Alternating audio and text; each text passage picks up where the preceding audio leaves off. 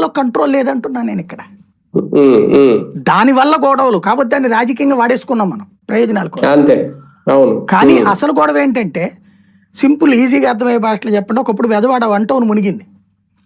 ఎందుకు మునిగింది అయ్యా అంటే విజయవాడ 1 టౌన్లో ఉన్నటువంటి మురుగునీళ్ళన్నీ కూడా రాజరాజేశ్వరిపేట కింద ఒక రైలు గేట్ కింద నుంచి రైల్వే లైన్ ఉంటుంది కదా, దాని కింద నుంచి వెళ్ళిపోతాయి నీళ్లు అవతల. అటు సత్యనారాయణపురం వైపుకి వెళ్ళిపోయి అట్టించి బుడమేరలోకి పోయి వెళ్ళిపోవాలి నీళ్లు. అక్కడ ఒక గేట్ ఉంటుంది. ఆ గేటుని ఎత్తడానికి ఇలా నీళ్లు వచ్చినప్పుడు రోజుకి 2 సార్లు ఎత్తడానికి ఒక ఉద్యోగం ఉన్నాడు. అతని జీతం, అతను ఒక అవుట్ సోర్సింగ్ ఎంప్లాయ్. అతను ఉన్నాడు అన్నటువంటి సంగతి లోకల్ శానిటరీ ఇన్స్పెక్టర్ కూడా తెలియదు. రికార్డులో ఉంటాడు, చేస్తాడు అతని పని, నిరంతరం చేసుకెళ్ళేవాడు. అతనికి 3,000 5,000 జీతం. 3,000తో బిగినాయి, 7,000తో రిటైర్ అయిపోయాడు అతను జీతం. అతను రాజీనామా చేసిన సంగతి శతకోటి మనుషుల్లో ఒకడు అనుకుంటున్నారు, వదిలేశారు. అతని దగ్గర అయితే కాగితాలు తీసుకోలేదు, ఇల్లు అయిపోయింది. సీన్ కట్ చేస్తే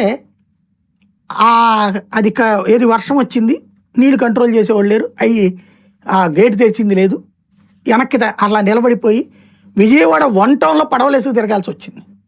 బోడెమ్మ హోటల్ సెంటరు, జెండా చెట్టు సెంటరు, ఆ ఏరియాలో. ఎందుకు వచ్చిందని చెప్పి అప్పుడు ఎవరికి